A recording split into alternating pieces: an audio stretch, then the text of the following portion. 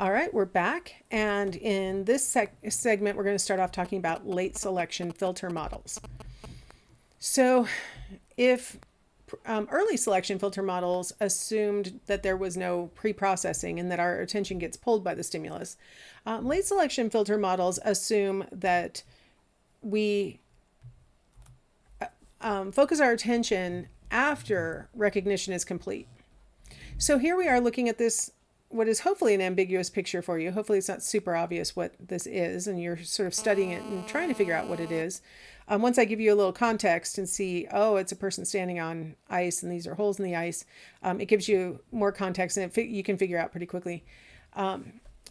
It's kind of hard for me to talk about late selection filter models with this idea of attention being focused after recognition is complete, when I feel like when I was trying to figure out what this ambiguous figure was when I first saw it, I put a lot of attention on it trying to figure out what it was. So it feels a little backwards to me, the late selection filter models, but there is evidence that they are probably accurate in certain ways because there is evidence of preconscious processing that occurs before you're even aware of what the stimulus is going to be.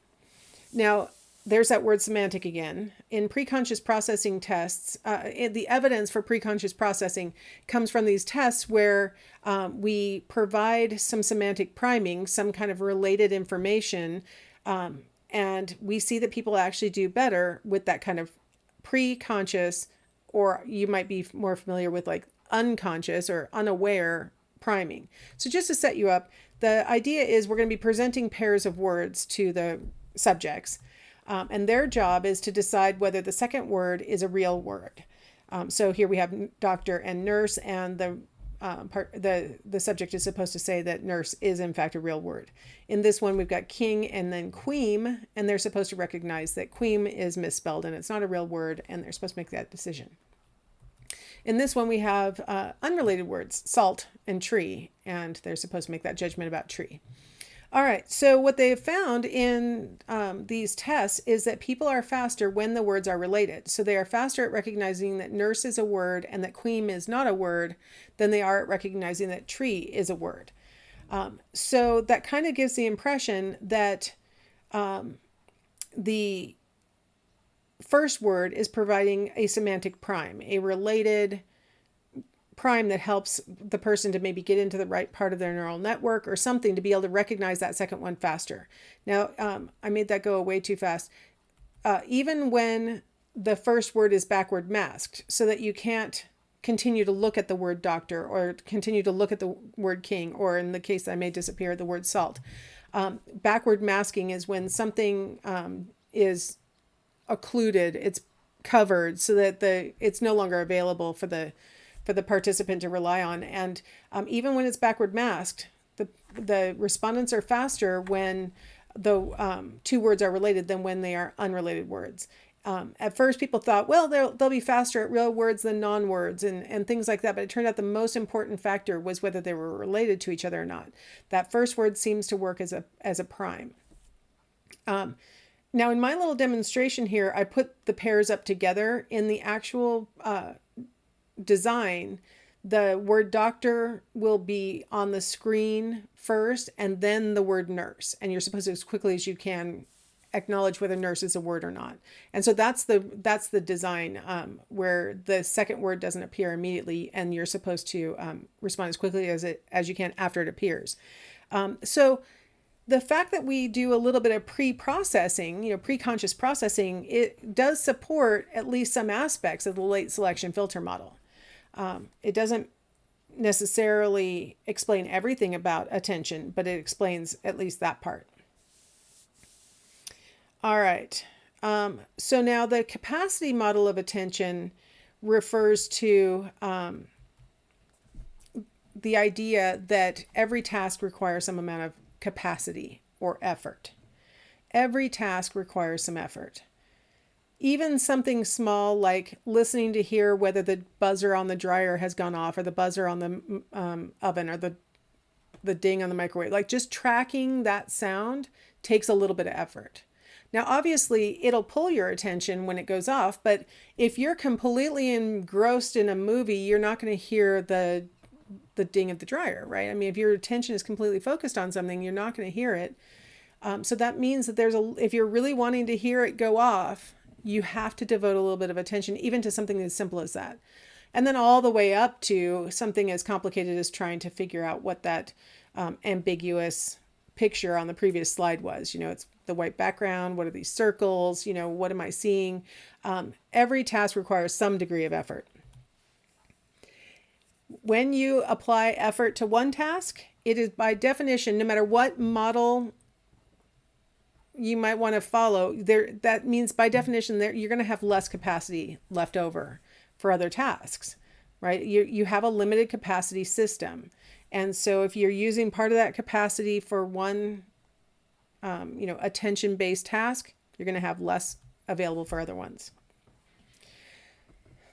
The way these slides are designed is kind of funny because this looks like this one sentence is yelling at you. You can use a secondary task to estimate the cognitive effort that's required by a primary task. So what that means is we could, let's say, assign you to do some arithmetic problems. And we can determine how much attention is required by those arithmetic problems by telling you at the same time, I need you to pay attention to this ticking sound that you're hearing. Anytime it does a double tick, I want you to push this button. So it'll be like tick, tick, tick, tick, tick, tick, tick, tick, tick, tick, tick, tick, like that kind of thing. And you're supposed to, anytime you hear the double tick, you have to push a button. The fact that it's ticking all the time makes it possible that if you're really engaged in a cognitively effortful, division problem, that you may literally not hear the double tick and you may not respond to it. And so what they have found through secondary tasks is that some tasks do in fact require more cognitive effort, more of your attention capacity than other tasks do. I mean, there's no questioning that.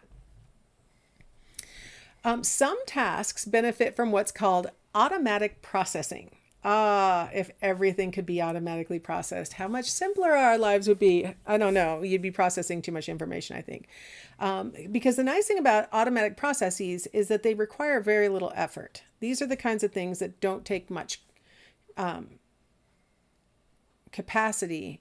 You can do them unconsciously. Like you don't even have to do it on purpose. You can be doing this kind of paying attention without even trying to. Some examples: pattern recognition, which we talked about endlessly in the last chapter. Language processing. It's surprising how fluently you can speak without having planned it ahead, right? You can do it with virtually no effort. Every once in a while, you'll struggle for a word. That's true. But you can produce language pretty smoothly. And then even more smoothly is your ability to receive language, whether it's reading or hearing. Once you are proficient with the language, it happens with very little effort, very little conscious awareness of the processing of the words. Occasionally, for example, while listening to me, you might be like, what was that word that you said? Did you mispronounce it, or is that a word I don't know? Occasionally you're going to put some effort into language reception. But in general, you do it all without even thinking about it and with very little effort. I just was listening to a lecture online myself. I decided that I was going to spend my summer break learning about the classical stories and documents that have shaped Western thinking. And it's a bunch of professors from like NYU and stuff talking about the legend of Gilgamesh and different things that I don't know anything about because I'm a psych major, not a history major or a literature major. And so it's been really interesting. And one of the things that he said is that if you are a self-conscious speaker, you suddenly don't speak as well. And that's a really great example of how, not only is language processing usually effortless and unconscious, if you put effort or consciousness onto it, suddenly now you're stammering. Suddenly now you're having difficulty understanding what the other person's saying. So really good example out of my little lesson I'm studying right now. Now what you're seeing on the right is a series of words, and they're color words, and they happen to be in the font is colored the color of the word, right? So the word blue is in blue font, the word brown is in brown font, white, red, orange, purple, pink, green, black, gray. Okay, that's called normal, right? So to find out how quickly people and how automatically people process language, something called the Stroop task was developed. So what you currently are seeing right now are that's called a normal control presentation of these words, right? Like this is normal to have the ink color match the actual word. In the Stroop task, the ink color doesn't match the word. So you see the word green written in brown font, the word pink in white font, and so on. They're just all scrambled up and randomly assigned so that none of the words match the color of their font.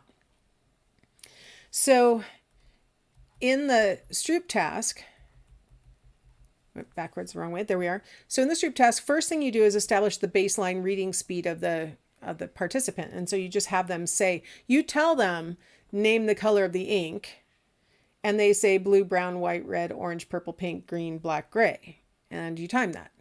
Then you go, okay, task is the same, name the color of the ink.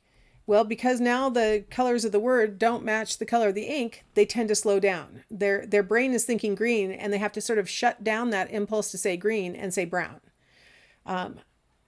If you're ever given the Stroop task for real, I found that if you take your eyes out of focus while you look at the list, it's a lot easier. Just name the inks. Then you look like a genius. How'd you do that? Actually, it doesn't make you look like a genius. What it makes you look like is a person who can't read.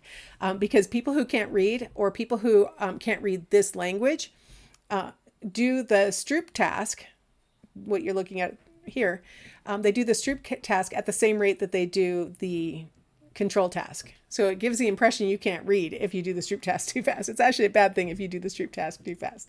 And then you have them do it again, right? You got to make sure that they really are slowing down. So now the words are scrambled differently with different inks associated with each color word. What we find is that people who can read tend to slow down on the Stroop task compared to on the control task. That's evidence that reading those words happens so automatically that you actually have to actively inhibit your reading so as to do the task, which is to name the ink. It's actually very stressful to do the Stroop task. It's hard. Other things that we automatically process are our position in space. Like I'm not even going to have to think about the fact of whether I'm upright or upside down. Like that's an automatic process. There are so many what we call kinesthetic cues to our position in space that we don't even have to think about it. Our body knows whether we're right side up or down. Even if I had my eyes closed, I would know if I was right side up or upside down, right? Because of all the body cues. Our position in space relative to north. Now this might sound a little bit crazier, this claim, right? Because a lot of us feel like we don't know our directions very well. And maybe we haven't memorized, where on the compass north is relative. You should know that north is opposite of south and east is opposite of west, but you may not know like where east is relative to north on the compass. And so when we do see errors, we tend to see people, when you ask them point north after they've climbed a curving staircase and then walked down a hall and then turned right, and then you go, okay, where's north? They may be off, but they tend to be off in that hemisphere. So they are pointing somewhere between west and east, towards the north, right? I have occasionally in class, when I've asked my students who have had to walk through, walk up the stairs of the building that turn halfway up, and then they've had to walk down a hall and maybe between two buildings and then come into the door, and now they had to find a seat in the classroom that might be oriented this way or that way, and I'm like, okay, point north. Everyone in the room, almost every time, is pointing somewhere in the northern hemisphere. I have had an occasional student point in the southern hemisphere occasionally, but that hardly ever happens because even if you really feel like you don't know, if you guess, you tend to be on the right side of the earth. You're at least kind of, you're kind of there. We oftentimes will use effortful cues to help us with something like that. Like you might think about, where is the freeway relative to where I am right now? Because I know the freeway runs north or south, or I know that it runs east or west. Maybe you'll think about the position of the mountains, or you might think about the position of water or other landmarks to help you out. Where's the parking lot? Because I know that the parking lot's on the east side of this building, or you might think things like that. That's an effortful task, and you might do that to make it better. What I'm trying to argue is that you can be pretty darn accurate even without invoking those effortful tasks. The passage of time is another one that we can do not only with little effort, but completely unconsciously. You probably have had this experience where you've gone to bed at night and you know you need to get up at a certain time. So you set your alarm, but it's a big thing. You don't want to miss it. You don't want to be late and it's important to you. And so you wake up 10 minutes before your alarm goes off. Or my personal favorite, I like to wake up approximately 45 minutes before my alarm goes off. And it's like, man, I could have slept more, but now what's the point of going back to sleep? Your brain processes the passage of time so automatically that it does it while you are in fact unconscious in sleep. So you have like this little chronometer in your head that takes, that just tracks the passage of time.